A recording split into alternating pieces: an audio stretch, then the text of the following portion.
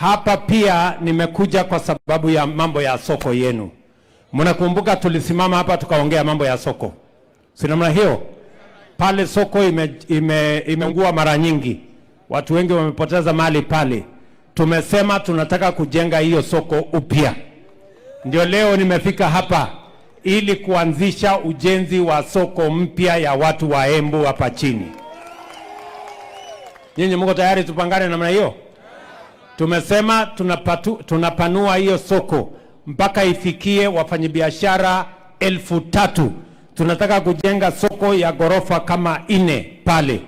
Ndio nyinyi mpate mahali ya kuuza bidhaa yenu, mpate mahali ya kuendesha biashara yenu, ili watu wa Embu wasiwe na matatizo. Watu wanauza barabarani, wengine wanauza mahali ambapo hakuna choo, hakuna stima, hakuna maji.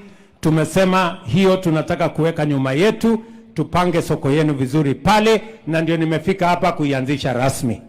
Tumekubaliana na mjumbe wenu, tumekubaliana na gavana wenu ya kwamba ile soko ni ya muhimu.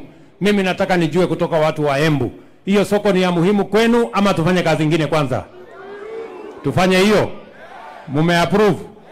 Hebu ni wale wanasema tujenge soko? Bas, very good. Pale kwa soko, leo mimi nawawekea pale WiFi.